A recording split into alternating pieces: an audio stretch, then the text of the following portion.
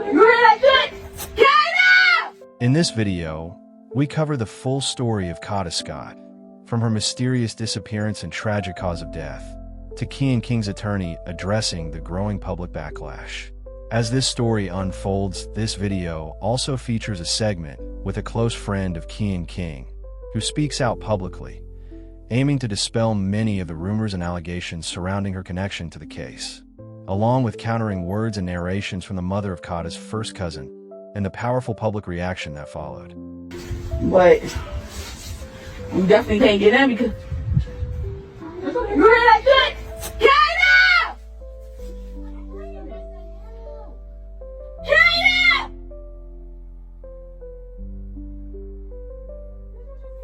That shit just made me cry. That's my whole heart. You heard her scream, right?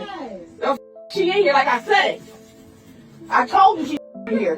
You heard her scream. Y'all heard her scream, right? It sounds like she in the bottle. Oh my God, they said they heard me when I was saying. I heard the scream. Because it made my whole heart stop. Girl, that's why I got tears coming down my eyes right now. Kada! She's screaming help. Oh, I'm about to go find a lock. Bitch, this shit gotta get popped open. I see this.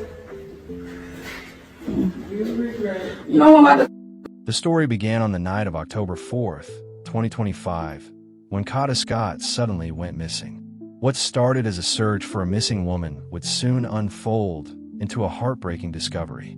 Let's get right out now to Chief Investigative Reporter Joe Holden. Joe, we know you have been digging up some new information all day long today, so what can you tell us now?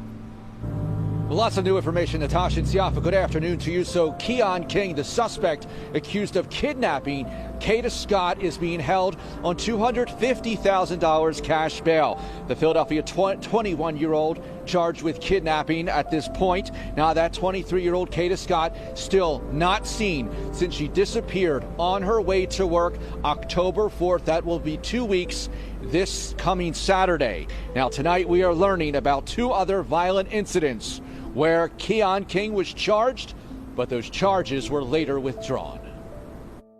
We need to find Miss Scott. On Wednesday, Philadelphia police and the Philadelphia District Attorney's Office revealed Keon King was previously arrested and charged with kidnapping and choking another woman. In these arrest records obtained by CBS News Philadelphia, detectives say King on January 13th of this year climbed over a fence at his ex-girlfriend's home on North 23rd Street. Police say this video posted on social media shows King trying to get inside. Police say King returned later that day and grabbed the victim off the street, forcing her into his car. Arrest records allege that King drove at a high rate of speed while biting her in the face and choking her. She was treated for minor injuries. Those charges were filed on April 25th. By May, they had been withdrawn, according to police. Numerous law enforcement and legal sources said given that there were 2 felony counts of kidnapping and strangulation, withdrawing the charges was seen as highly unusual. Go away, don't come over here.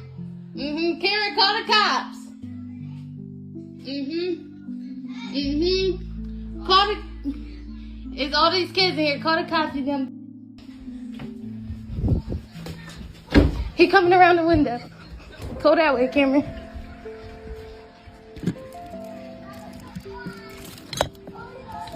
Yeah, go away, bye. Go away, bye. Yep, bye. Bye. Keon out here. Guy in 2023, it was either January or February, and I met him through my cousin. So he is a DRUG dealer. He was selling to my cousin. My cousin told me he was going to pick me up, take me to his house, and then he was just going to drop me off at his house because my cousin wanted him to come quicker with his, DRUG. And so he was like, oh, if you're in the car with him, he just going to come faster. So I was like, okay. So I got in the car. He had him pick me up from my mom's house. I got in the car with him, and we drove up there to up top, and what did we do? he parked somewhere. We was talking for a while. My cousin was blowing his phone up the whole time. So after he finally answered the phone, we end up going there. So once we get there, they got into an argument or whatever, and me and Keon ended up leaving. So me and Keon was chilling for a long time, and they dropped me off back at home. So that was our first ever interaction. After that, we continued to, see each other and things like that. We didn't, I didn't officially start being like, we never said we was in a relationship first until it was March 17th, 2023. So that was the day after my sister's birthday. I invited him and his friend to my sister's, what was it? I think she had a hotel or whatever. Yeah, she had a hotel. They had him and his friend had came. That was the first time we spent the night with each other or whatever. So that's how everything started. Assistant District Attorney Ashley Tulowski at a news conference yesterday explained the victim didn't come to court for King's first hearing. That after the first listing, when the victim failed to appear, the case was marked what I'll call must be tried, which is a little bit of a court lingo, but basically saying if it's not tried by the next listing, it'll either be dismissed or withdrawn. It was marked that way after the first listing when she didn't appear in court, and then at the second listing when again we didn't have the witness or the victim in court, it was at that point withdrawn given the previous marking. CBS News Philadelphia has now learned King was also charged in another case with that same woman. Police sources say on November 5th, 2024, King had broken into her home where he forced her onto a bed and choked her. Police sources also tell me the charges were withdrawn. Now let's go ahead and sort out some information we are getting from the district attorney's office at this time about that November case. Apparently, it went before a judge 3 times. The victim did not show for any of those appearances. That is when the charges were withdrawn. Now, an assistant district attorney told me a short time ago by phone, quoting, "We all agree we wished this happened differently." She continued, "We see we could have done a couple different things." As far as the search continuing for Kada Scott, we know that police detectives are going through that Toyota Camry that they recovered, the vehicle belonging to the suspect Keon King. They are looking for forensic evidence and any trace of DNA that may provide more information about the whereabouts of Kada Scott. At 10 p.m. on October 4th, 2025, 23-year-old Kada Scott walked away from her overnight shift. She glanced once at the SUV parked outside her workplace, then vanished into the night. By the time the first search teams arrived, her cell phone had already gone silent. That seemingly ordinary shift at a quiet assisted living home in Philadelphia would mark the beginning of a nightmare. What began as a late-night shift turned into a harrowing disappearance. What followed exposed chilling messages, a stolen car, a shallow grave behind an abandoned school, and an accused suspect with a troubling past. As the city watched in disbelief, investigators pieced together a timeline of haunting precision. At 9:45 p.m., she left home. At 10 p.m., she reported being upset on a phone call. By 10:15 p.m., phone data placed her with a man whose last text to her reads simply, "CM when you hear." Within minutes, her phone died, her fate sealed. The medical examiner ruled her death a homicide, a gunshot wound to the head. The arrest followed. 21-year-old Keon King, with prior kidnapping allegations, charged with murder, arson, tampering with evidence, and more. The details are brutal. The questions are many. The community is shaken. This was not a random crime. This was a story of premeditated stalking, of harassing calls, of a young woman's last hours slipping irrevocably away. And now we must trace every step, every message, every mile, every what if, to understand exactly how a promising young life became a crime scene. You are on a True Crime Diaries, a place where we uncover shocking cases, unsolved mysteries, and the darkest corners of real-life crime. From headline-making events to hidden investigation details, we break it all down so you can understand what really happened. Hit that subscribe button, turn on notification so you are first to know when a new case is published. These are real people, real tragedies, and real lessons we can't afford to ignore. Share this video with someone you care about. It might change a life or save one. Now let's dive in. My name is Kada, and I don't know what type of content I want to do yet. I think I want to do lifestyle, fashion, and girl talks. What's up, everybody? Today I'm about to go shopping for the party on Saturday. Let's go.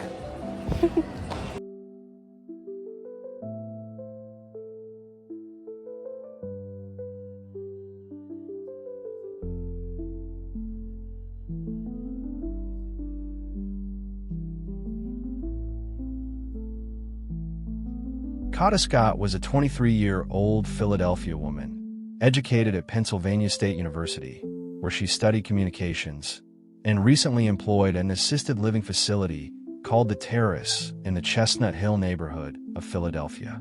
Friends and family described Kada as bright, sociable, with interests in fashion, music, and travel. She had participated in beauty pageants, including competing for titles such as Miss Pennsylvania USA.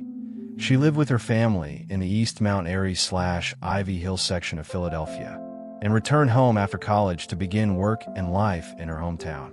In the days before her disappearance, she told family members she was receiving harassing calls and messages from someone she knew. She was due to begin an overnight shift, 10 p.m. to 6 a.m. at the Terrace, night of the disappearance. On the night of October 4th, 2025, Kada Scott reported for her overnight shift at an assisted living facility in Chestnut Hill, Philadelphia. After receiving a phone call that left her upset, she was seen leaving the building and walking toward a parked vehicle. Investigators later revealed that Kada had exchanged text messages that evening with Keon King, a man she'd been in contact with for several days. One message from her read, "Kidnap me again," followed by a plan to meet. Surveillance footage and phone data showed Kada outside the facility around 10 p.m., with her phone later pinging in the same area as King's before going offline. Police traced a stolen and burned vehicle linked to the suspect, supported by matching phone movements along key routes. The clues from that night, her call, the texts, and digital evidence, formed the backbone of the investigation that soon evolved from a missing person case into a criminal probe. Kada Scott was missing for 2 weeks until her body was found Saturday. Keon King is charged with kidnapping her. Police found Scott's body at the former Ada Lewis Middle School in East Germantown. She cared for others more than she cared for herself. New clues in connection to the Kada Scott case. Murder charges are being filed as we speak in the murder of Kada Scott. I stand at the site where, sadly, in this story, everything came to an end for a beautiful 23-year-old woman. Some who are here today say they didn't know Kada, but her story has resonated with so many people. So we want the world to know that we are not going to forget Kada Scott. Kada Scott did everything that she was supposed to do as a young black woman. We've also heard Kada Scott's name being chanted. The goal tonight to make sure that her memory, her legacy lives on. Just want to give you an update on the case regarding 23-year-old Kada Scott, who went missing on October 4th. A little bit of a somber and grateful moment here right now, based on tips that have come in over the past few days, as we called on earlier this week, asking for the public to provide any information, any tips, and the public has been fantastic in providing tips and information, and we greatly appreciate that. But based on a tip that came in last night through the night, investigators began the process of following up on that tip this morning, starting around 10 o'clock this morning, following up on that tip. And the tip was very specific that led us back to this location here today, which you all know we were out here earlier in the week doing a little bit of a search. And so based on the investigative information, based on the investigation and what they were following up on that tip today, led us back to this area behind the school, where it's a wooded area. I don't know if any of you have been back there, but it's a wooded area that goes beyond the school. And so we begin to go back into that area where we would locate a shallow grave after being able to remove some of the debris back there, able to locate the body of a human being. All indications at this point is that it's a female. We are not going to confirm at this point that it is Miss Kada Scott, because that has to be done by the medical examiner's office. But we have been in communication with her family as to this process and the fact that we have recovered a human being. And so at this point, it's still a lot of work to be done. I'll be very candid that we can't answer but so many questions. We're not going to get into the investigation at this point because we want to make sure that all of the pieces to this are done correctly and that we don't put out information ahead of time because we want the people and the person that we have in custody and anybody else that may be involved in this, we want them held accountable to the highest degree of the law for what they have done. And so I just want that to be clear as to why we will not get into specific details. And so that's where we're at this point. Still a lot of work, but I must say a lot of work has been done around this case. As you know, we've been searching, have done multiple searches. We shut down the police academy. That was a decision made by myself and Commissioner Bethel to shut down the police academy over a week ago, where we brought out the entire group of recruits to comb through this area.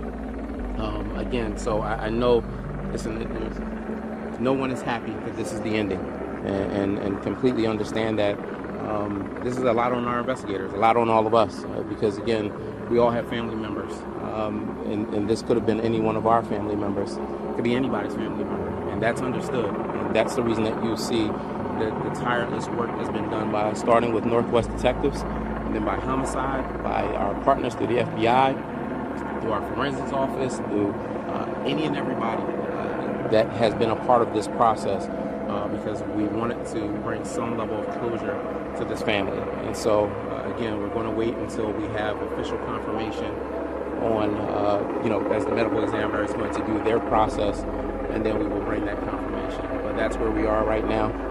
Again, I can't reiterate enough how much we appreciate, tips and information that are coming from the public. I still will urge the public that if you have any information, anything that you think is related to this, continue to give us that information via 215-686-TIPS. Still continue to give us that information because, again, we don't know if there are other individuals that have been a victim of this individual that we have in custody. And so I just want that to be clear, that please continue to provide that information if you have anything. But that's where we are at this point. I would also ask you to continue to pray for Ms. Scott's family. What's the process of getting that official confirmation, whether it's her? Well, at this point now, we're on the medical examiner's timeline. And so they will, the body will be recovered and transported to the medical examiner's office, and then they will go through their process methodically to ensure that, again, everything is done right. There is a court case that has to come behind this, and that's what I just want to be clear. I know sometimes it seems like the information is not coming fast enough, but we have a job to Ms. Scott. We have a job to her family. Again, if this is confirmed that this is her, to ensure that we are doing everything in the proper way to make sure that the individuals are held accountable. And so we don't want to do anything to compromise that. And so that's why we will be on their timeline. Once we get confirmation, then we will give that to you all and be able to move forward with that process. This area was combed earlier this week. I'm wondering why it took until now for the remains to be found.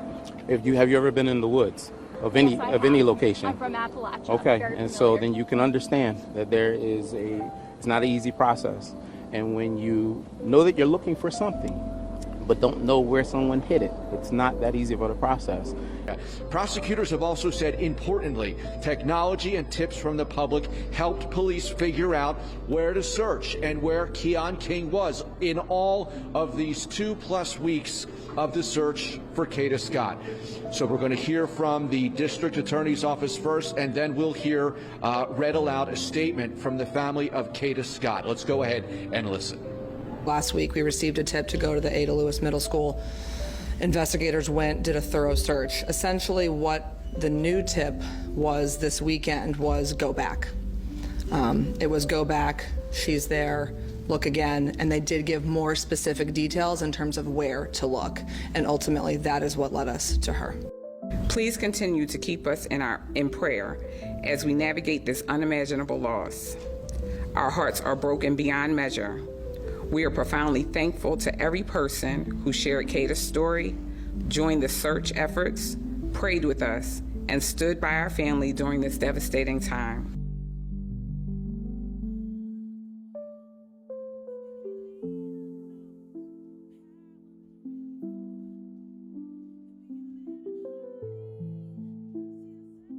Defense attorney Shaka Johnson responded to public backlash over his decision to represent Keon King, stressing that every defendant deserves fair legal representation. He dismissed claims of personal gain as misguided, noting he had previously represented King in a dismissed case earlier in 2025. Acknowledging the community's pain over Kada Scott's death, Johnson urged the public to trust the legal process. And he is representing Keon King in the death of Kada Scott. You called, wanted to have a conversation about representation. First, I want to start with you and talking about why you decided to come in and have this conversation here, because there's been some backlash, quite frankly, about you making the decision, particularly as a black man, to represent Keon King in this very high-profile case. There are people who are hurt. People clearly are many horrified at what has been alleged. That would be the proper term. Yes. What has been alleged by your client. And your office and you as an individual have received some backlash on that. Let's start first with the why. Why are you here? Frankie, quite frankly, I'm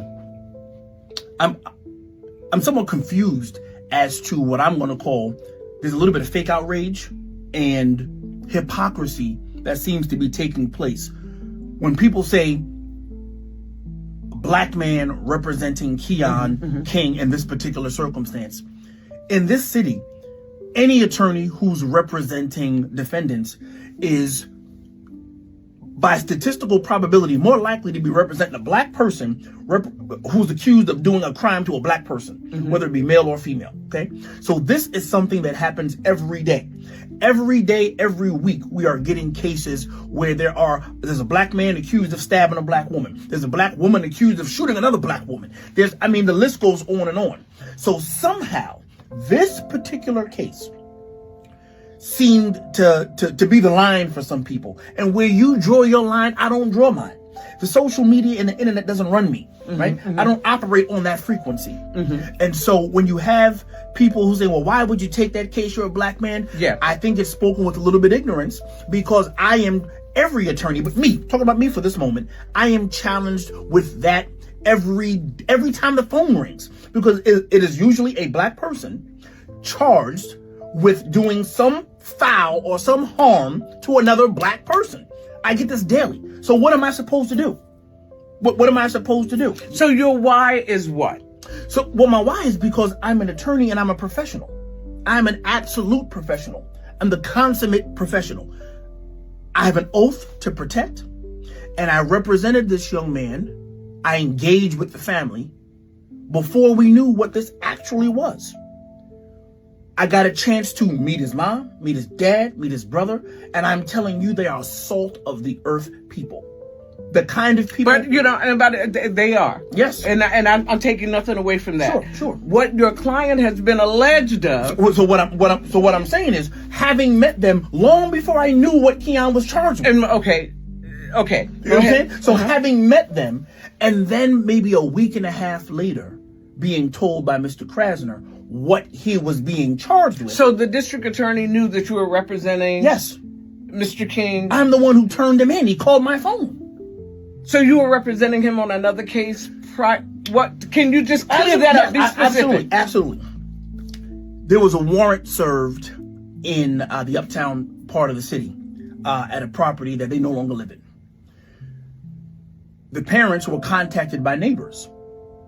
We have no idea why the police are kicking in our door at our old spot. But we're going to get an attorney to see if we can find out. Why are they, they didn't say who they were looking for or why, but can you help us find out? I did some searching, did some looking, and his father and I said, maybe Keon missed court on his DUI. Maybe he missed court. I'll check and see if it's a bench warrant regarding the DUI. That was the whole engagement. That was the engagement. Once I started to do some checking, I got a phone call from the district attorney's office that said, no, he's wanted for something much more devastating, much more grave than a bench warrant for a DUI. He's wanted for in connection with this particular situation. Would you, Shaka, facilitate him being surrendered, or do we have to find him? Now, here's where having an attorney with a certain amount of cachet comes into play. You understand?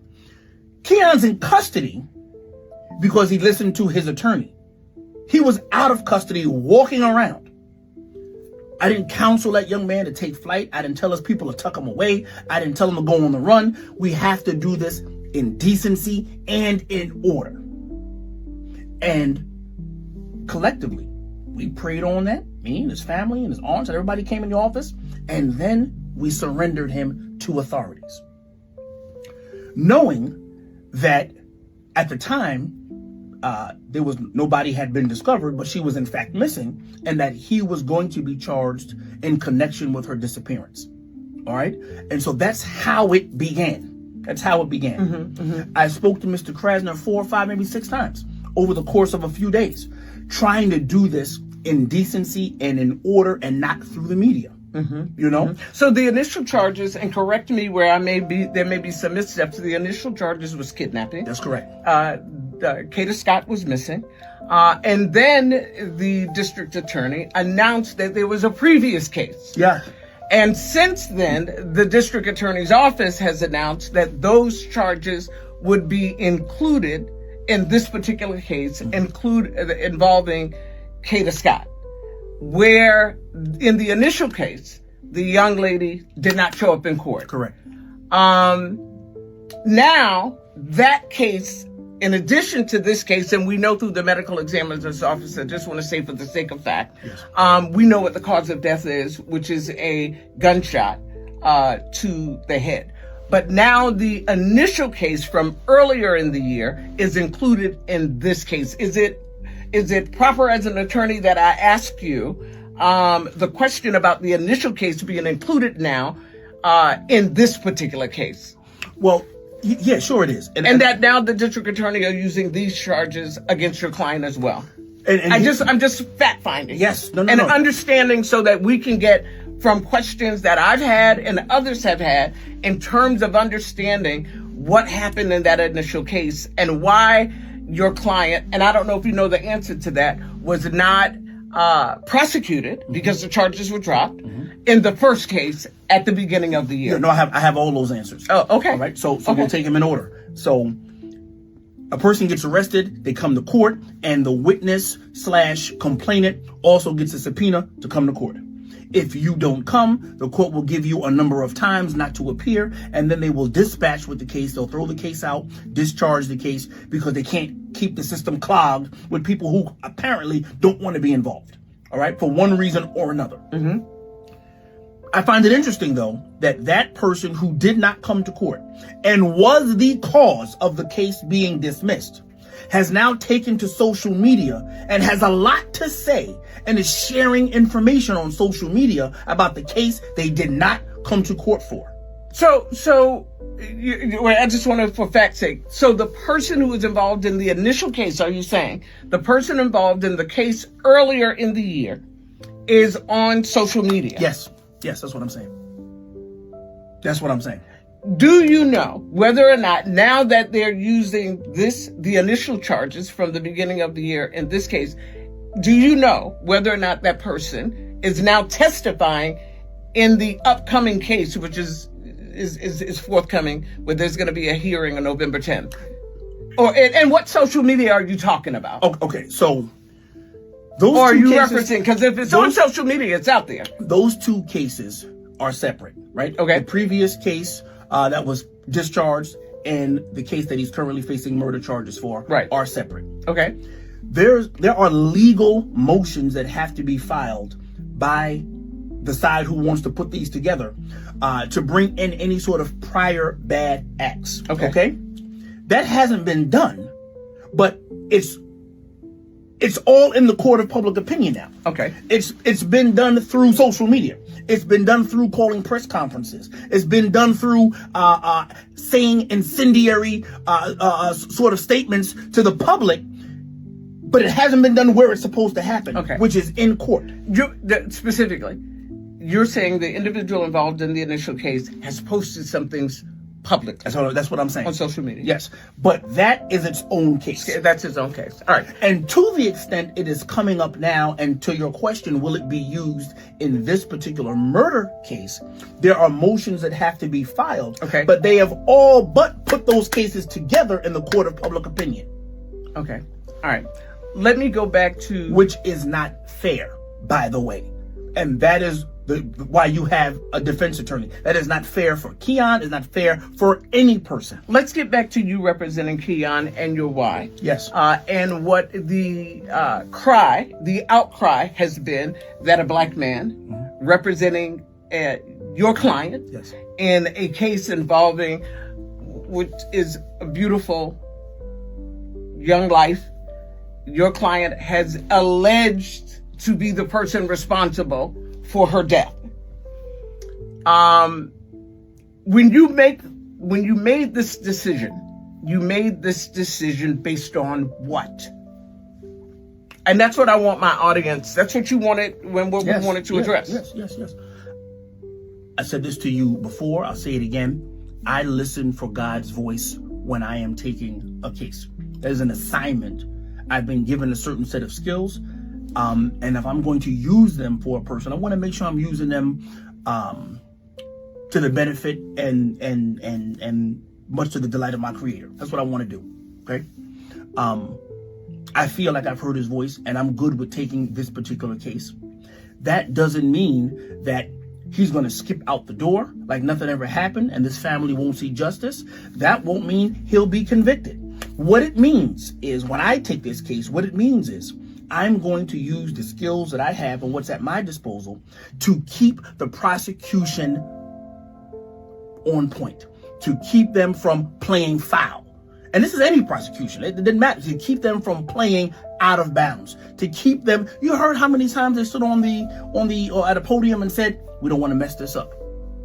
We don't want." They kept saying that was the theme. We don't want to mess this up. Do you think that some of the concern of the district attorney's office, attorneys on both sides, the prosecution side and on the district attorney side, you guys, you go to the same parties, you're in the courtroom, you cover cases together.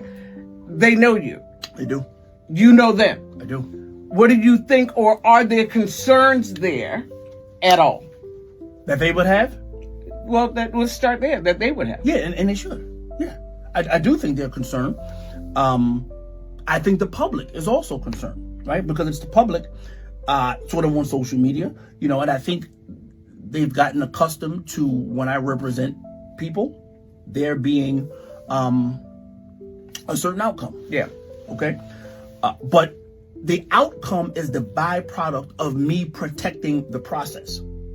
And if that means you have to do a better prosecution, then I'm doing my job. You understand? Can we talk more about that? And I just want to be clear with your why, and you talked about praying and the like, but speak to the person who is watching. When, as a defense attorney, you decide that you're going to take a case in a very sensitive case, emotional case, and one with this kind of media coverage. If it would have been easier to say, no, I'm not going to take the case, or do you think you should have not taken the case, or why you took the case? No, I don't think I shouldn't have taken it. I am, frankly, I don't know any other way to say it. I'm a professional, and I am tasked daily, maybe even several times a day, with people who are charged with certain offenses that in my personal life disgust me. But I am a professional, and I took an oath to preserve and protect the same Constitution that protects me and you and them. And if you get into this whole, well, I don't like what you're being charged with, Not that I take every case, let me be clear. But that's the ones I don't hear the voice. You understand? But if you get into, well, I don't like what you've been charged with, then what crimes do I like? I don't like any crime. What crimes do I like? Right? So at some point, you have to just be the professional, and it's not about who the victim is. Whether it's an elderly woman, whether it's a child, whether it's a female, or a black boy, could be my black son or my brother. It can't be about who the victim is. It is about protecting the sanctity of the institution. That's what it is. Most, and it should be the question, most of the concern that you've gotten about taking this case, has it primarily been from the African American community? 100%. At least that I. And why do you think so? I think it's because their version of justice on social media. Let me say it differently. I think they're being gaslit to some extent. I think there's some. And what do you mean by gaslighting? There's some gaslighting going on. Let me give you an example. People who never met Miss Scott or the Scott family are posting things with sort of inflammatory remarks and my picture and all this other kind of stuff for clicks and likes and shares, and they are monetizing on this tragedy. You understand? That's how the internet works. That's how Instagram and TikTok and Facebook works. That's how it works. People set up an account, they monetize their account. Everyone can do it. A kid can do it. Everyone does it. And then based on the number of clicks and likes and shares and reposts and retweets you get money deposited into your account. They don't really care about this beautiful young lady, right? And that's why I called it initially like a fake outrage, because they're doing this across all platforms. And next week, when something heinous happens to someone else, they'll do the same thing with that person. Have you considered walking away from the case? No, I never considered it 1 second. What is there any misinformation that's out there that you would like to address now? I mean, I think it's so much. I don't even know if we have time. It's so much. But a lot of it's related to the case, which I will not speak on because that would be reckless. But I think the people who know me, and there are quite a few who know me, the real me, they understand that I do this full time, right? Like I'm married to this and it's my mistress. You understand this law? It's both of those for me, okay? And so that means there are going to be some people that you represent that you can see yourself in, you like them, and there are some other people you don't see yourself in. You may be sitting in a room with evil, but you got a job to do. And that's called being a professional. I could walk away from this particular case, but I think that I don't operate on the bandwidth, on the frequency of social media. I don't operate on that frequency. So I don't respond to that. Do you think you owe, or is there an opportunity on your part for better understanding that you could share with our audience now in terms of moving forward? Because this is going to be what might be a long process before or if it gets to a trial. Speak to that person now who may have had some honest concern to say Shaka Johnson, who they know, who they've seen, who they've cheered for, has taken on this particular case. What would you say to that person? I would say, please don't be a hypocrite. Today, it is Keon King. And if we start to erode the rights of Mr. King, tomorrow it is you. That is what is going to happen. If we create this slippery slope where we start prematurely vilifying people that we just don't like and attorneys coming off cases because it happens to be unpopular, I don't know where that ends. It doesn't end anywhere. And it certainly doesn't end well for people who are historically the most disenfranchised in the criminal justice system. I wouldn't do it. This case has nothing to do with my personal beliefs, my personal ethics, and whether I am somehow sort of spiritually aligned with this young man. This has to do with the way in which I see the law and how I know how to hold the prosecution accountable and make sure that they dot all I's and cross all T's, which is what you want in a criminal case. All right. If the question is appropriate, because we're talking about the victim, and I acknowledge and speak her name, Kada Scott, who you are representing, the person accused in her death, a beautiful, young, bright young lady. If there were something, or if it would be appropriate that you could say to her family, would it be appropriate to ask you that question? Sure. Knowing that what your client has been accused of, but that there is a young lady whose life has been ended. What could you, or would you, or can you say something to the family? Online discussions and public debate began to swirl, with many pointing fingers at Keon King's friend, Gabby. In response, she came forward to clear her name, though observers quickly noticed inconsistencies in her statements, which only fueled further controversy. Hi, my name is Gabby, and I'm going to be discussing some of the misinformations that are going around in the internet regarding me and the Kada Scott situation. So if you are unaware, Kada Scott is a girl that went missing in Philadelphia on October 4th. So I did know Keon. He was my friend. I met him about 4 or 5 years ago, and he was also the local pharmacist. Now, me and my best friend, we were also mutual friends with Keon. He was our pharmacist. So one day Keon calls me, and keep in mind, I am in school, I am in Maryland, and he will usually just call me, just to check up and talk. So he calls me and he asks me if I know Kada. And I'm like, yeah, I know Kada. And he's like, oh yeah, I noticed that she lives really close to you. I'm like, yeah, she lived right in the back of me. And I'm not thinking nothing of it because he usually calls me and, we just be chatting. He'll call me about the people that be around because he is the pharmacist. I live in the neighborhood and he be in my neighborhood. So we hang up the phone and that was that. We were only on the phone for 29 seconds. So you can see that this is the day that he called me, and this was before Kada went missing, and we were only on the phone for 29 seconds. Also, I know that his name says Elliot in my phone. That's just what we call him. So a couple of days after that, my best friend calls me, and we're just talking about life, and I mentioned to her how Keon brought up Kada to me. I'm not thinking nothing of it. I'm like, oh yeah, he was probably trying to flirt with her. He's probably trying to get at her. Mind you, me and my best friend, we know Kada because we grew up with her little sister. Now, we didn't know Kada personally because, again, we grew up with her little sister. We were around 12, 11 years old. Kada, she was much older than us, so we didn't really talk to her. So my best friend was like, oh yeah, he probably thought she was cute, and that was that.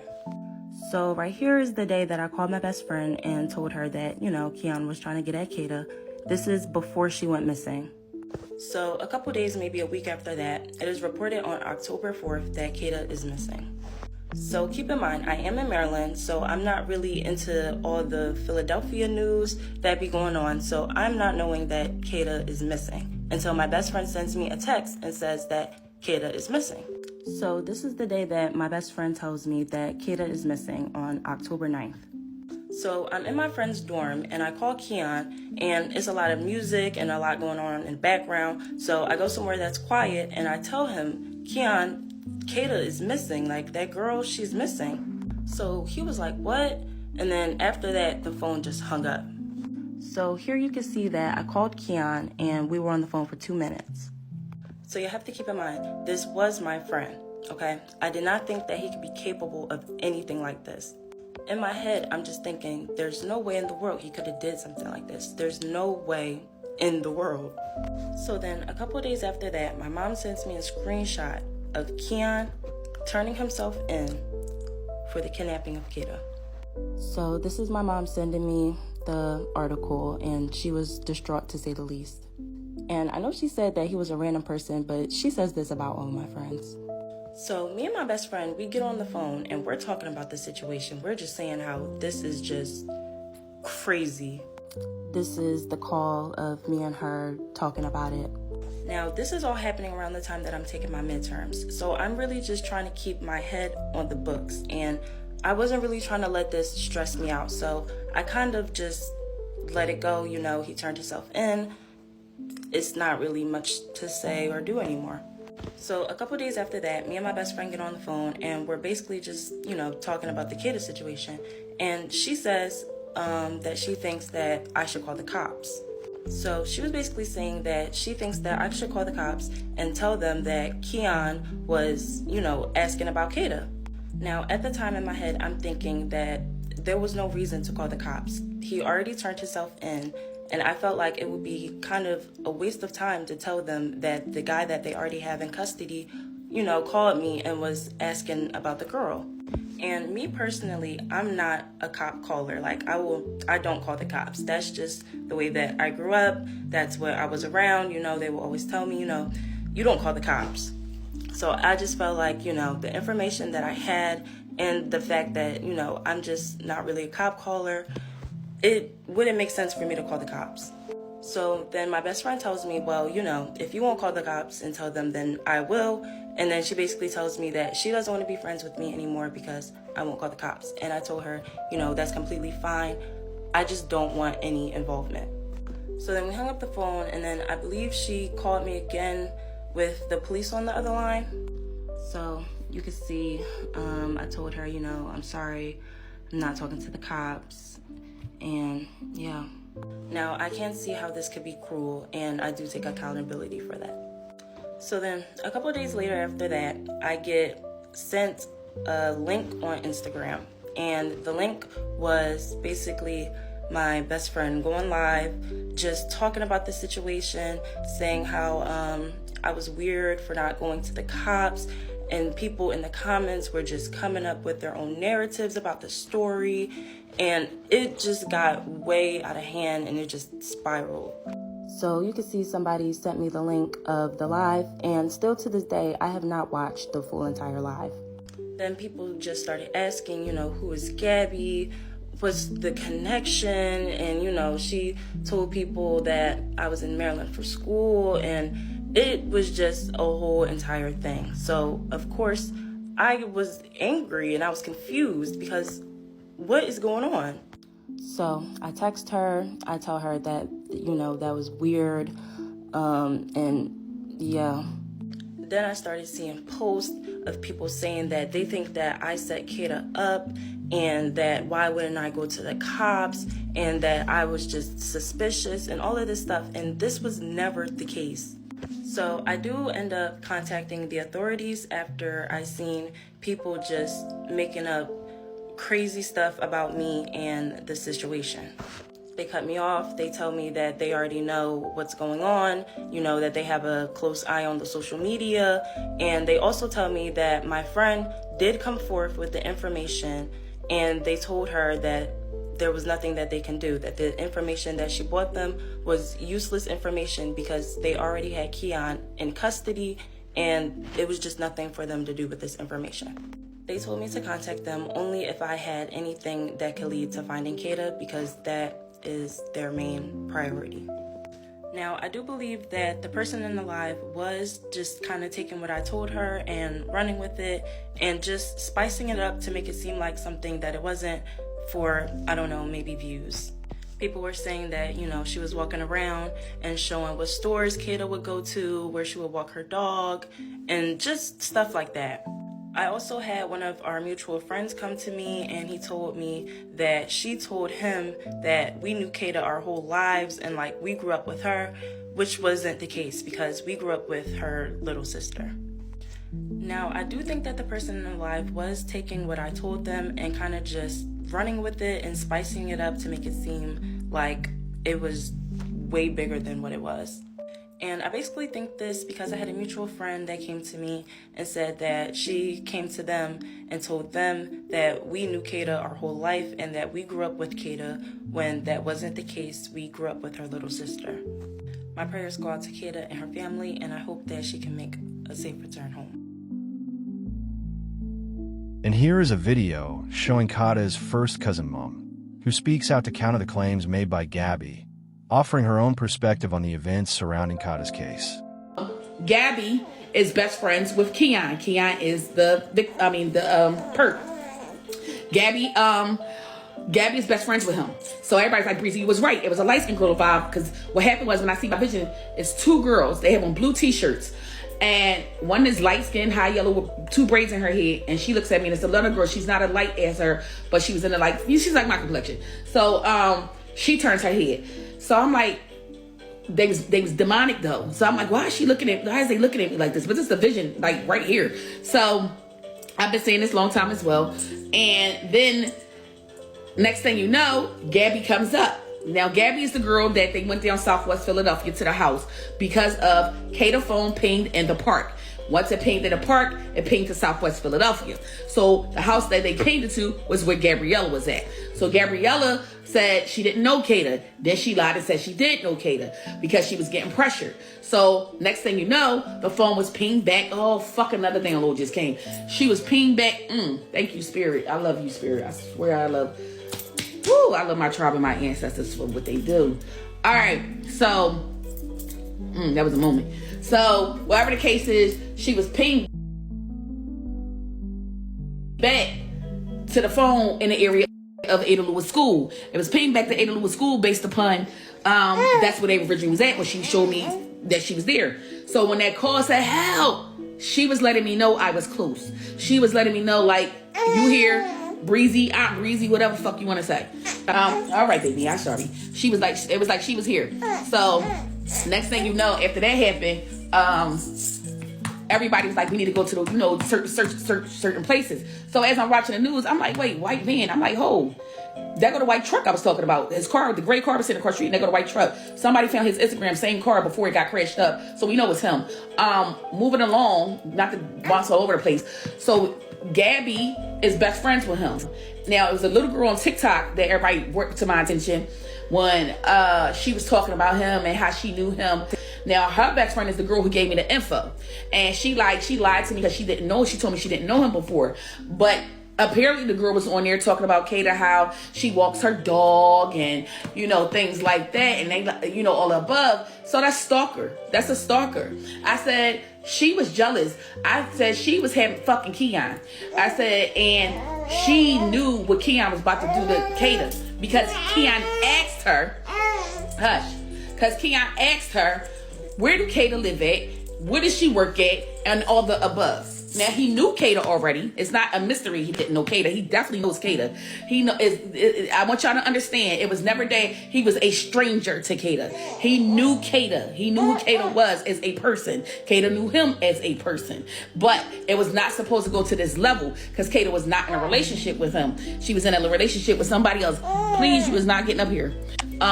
She was in a relationship with somebody else. So with that being said, as she was in a relationship with somebody else, as she was in a relationship with somebody else,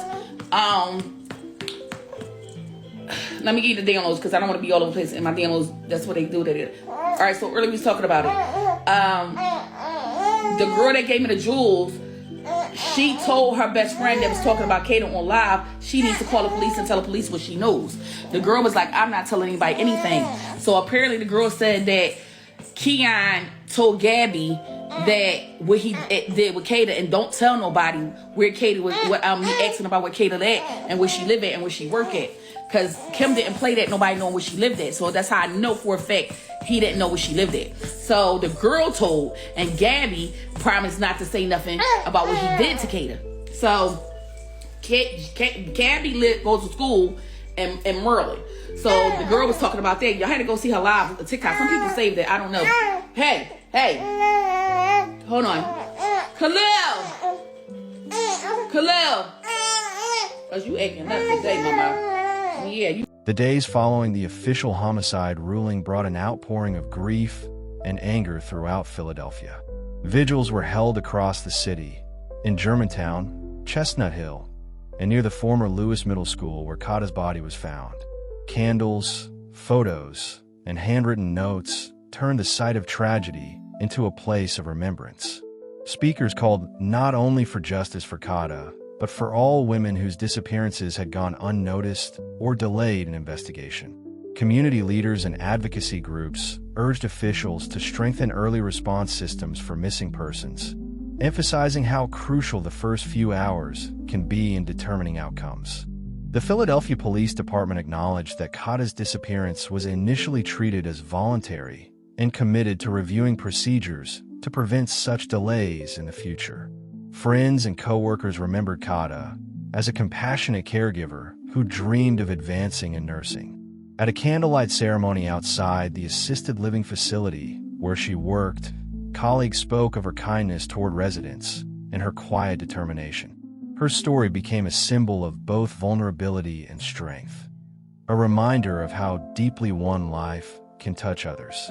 Social media movements quickly followed, with hashtags like #JusticeForKada and #SayHerName trending across the region. Activists highlighted gender-based violence and pushed for reforms to protect women working night shifts or in isolated environments. These online efforts helped amplify broader discussions on safety, accountability, and community responsibility.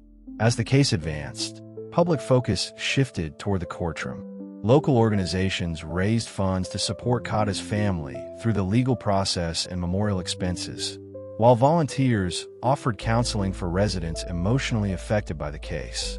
City officials praised the community's cooperation, noting that neighborhood tips were instrumental in leading investigators to critical evidence and, ultimately, to Kada's discovery. Following his arrest, Keon King was transferred to the Kernfromhold Correctional Facility, held without bail. Prosecutors assembled an extensive case file, including forensic findings, surveillance footage, digital communications, and witness statements, forming a detailed timeline from Kada's disappearance to the discovery of her body. During King's preliminary hearing in late October 2025, prosecutors presented location data and forensic links connecting him directly to the abandoned school property. The judge ruled there was sufficient evidence for the case to proceed to trial. Defense attorneys maintained King's innocence, arguing the prosecution's case relied heavily on digital evidence rather than direct witnesses, and requested additional time for forensic review. Each court hearing drew large public attention. Prosecutors announced their intent to pursue a first-degree murder conviction and moved to consolidate related charges, including arson, abuse of a corpse, and obstruction, into one unified trial to give jurors a complete picture of the events. Behind the scenes, Kada's family continued to attend every proceeding, speaking to reporters afterward about their determination to see justice served. Victims' rights advocates used her case to call for faster homicide trial timelines and greater protection for vulnerable women. As of October 2025, King's trial remained pending, with prosecutors reaffirming their commitment to seek the maximum penalty allowed by law. For Kada's family, the upcoming trial represents not just a legal battle, but the long-awaited opportunity for closure and accountability. The case has since become more than a criminal proceeding. It reflects a community's demand for justice, transparency, and change. From the emotional pleas of her family to the public's unwavering support, Kada Scott's story continues to echo through Philadelphia. Her memory has become a catalyst for reform and a symbol of both heartbreak and hope for a safer future. That's a wrap on today's case. But the story doesn't stop here.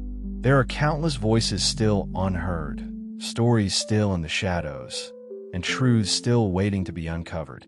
Here at True Crime Diaries, we're dedicated to digging deep, exposing the facts, honoring the victims, and keeping their memories alive.